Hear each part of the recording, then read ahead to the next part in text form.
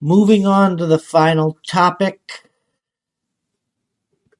Oh, there we go. Finally, it's fine. Moving on to the final encoding preset. My computer's hurting and yelling at me, but we're going to move on to the final topic of this podcast. The defense of the Chauvin trial has come up, and the medical expert says Floyd not murdered. I mean, you could take it with a grain of salt if you want.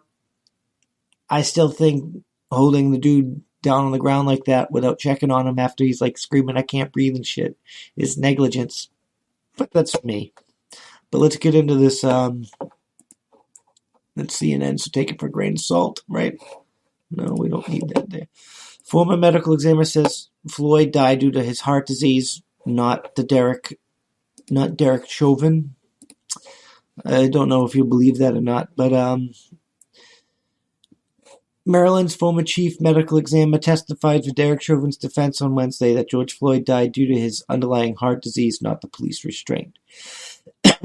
Here's his actual statement. In my opinion, Floyd had a sudden cardiac arrhythmia due to his atherosclerosis and hypertensive heart disease during his restraint and subdual by the police. Yeah, that means it was exacerbated by it. It played a contributing factor, if that was the case, said Dr. David Fowler, a forensic pathologist who retired as Maryland's chief examiner at the end of 2019.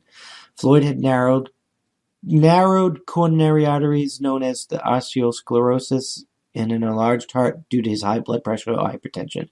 Fowler said Floyd's fentanyl and methamphetamine use and a tumor known as a paraganglioma were other significant conditions that contributed. Yeah, it was all like a amalgamation. I don't think Chauvin murdered Floyd, but it was definitely negligent homicide. Dr. Flower also put forth a novel argument that carbon monoxide from the squad's exhaust may have contributed to his death. But in cross-examination, he conceded that he did not have any data or test results to support the theory that there was no finding of injury due to carbon monoxide. When asked how he knew the vehicle was even, you can see that the data results support the theory. Okay. Fowler said he noted water was dripping from the tailpipe, which indicated to him that it was running. Dr. Fowler theorized that the carbon monoxide from the squad car may have contributed to Floyd's death. Yeah. All right. Then the cops are kind of responsible. Isn't that right? You're responsible for your equipment and shit and the health of your person in the field. Position asphyxia, as the term is used in court today, is an interesting hypothesis and unsupported by experimental data, he testified. In all, Dr. Fowler said Floyd's death should be classified as undetermined rather than homicide because there was so many competing clauses. Okay, so yeah, that negligence. It classified as undetermined because that was competing for causes. So yeah, negligence. Boom. The testimony cuts as the prosecution's argument, bolstered by 5 separate medical experts, that Floyd's primary cause of death was low oxygen due to Chauvin's restraints of a handcuffed Floyd in the prone position, known as the positional asphyxia. To get a guilty verdict, prosecutors have to prove that Chauvin's actions were a substantial causing factor in Floyd's death. So what I gotta put this out there, like, no, negligence, they don't have to do that because if he played a role, negligence. Police should not have less consequences for things than soldiers do in a combat zone. Dr. Flower's analysis took up the entirety of Wednesday's testimony. I mean, seriously, we should treat our own fucking people with the same, if not greater respect than we treat our enemies. The fact that we treat our own people worse than we treat our enemies is absolute garbage. Dr. Fowler took up the entirety of Wednesday's testimony. A day earlier, 6 witnesses testified for the defense, including the use of force experts, and Chauvin's actions were justified.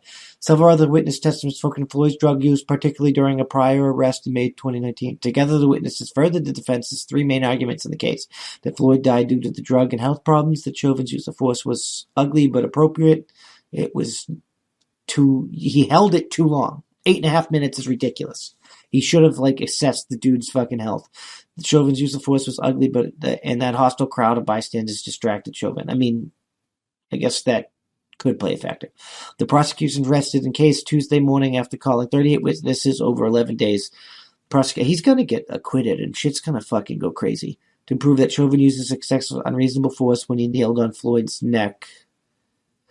and back 9 minutes, 29 seconds last May. Their case relied heavily upon multiple videos of Chauvin's actions analyzed by police experts and medical testimony as to how Floyd died. Chauvin, 45, was pleading not guilty to second-degree unintentional murder, third-degree murder, and second-degree manslaughter charges. The defense's case is expected to negligent manslaughter, I think, is true. The defense's case is expected to last only a few days, and closing arguments are expected for Monday, Judge Peter Cahill said, but he's probably going to get acquitted.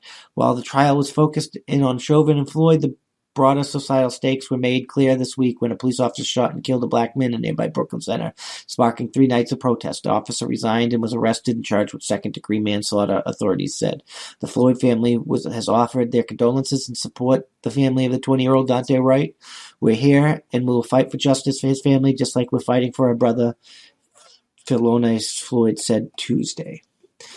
This shit's just fucking garbage. How did they think that would be a good idea?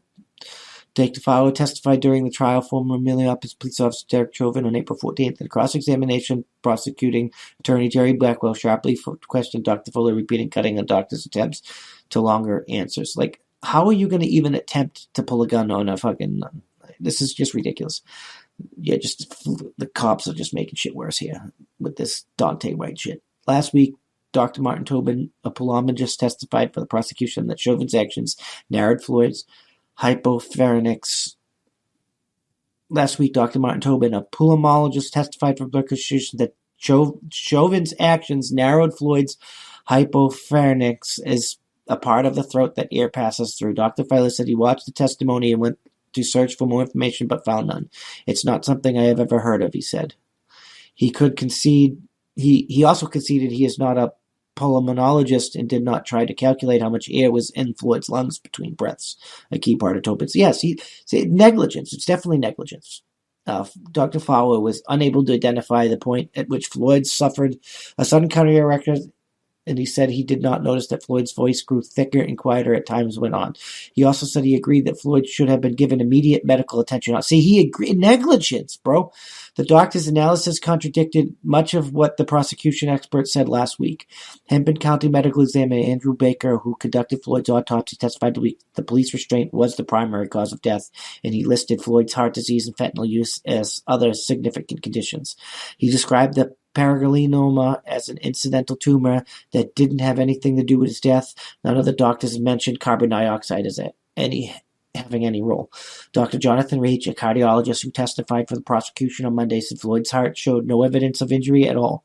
I could state with a high degree of medical certainty that George Floyd did not die from a primary cardiac event and did not die from drug overdose, Rich said.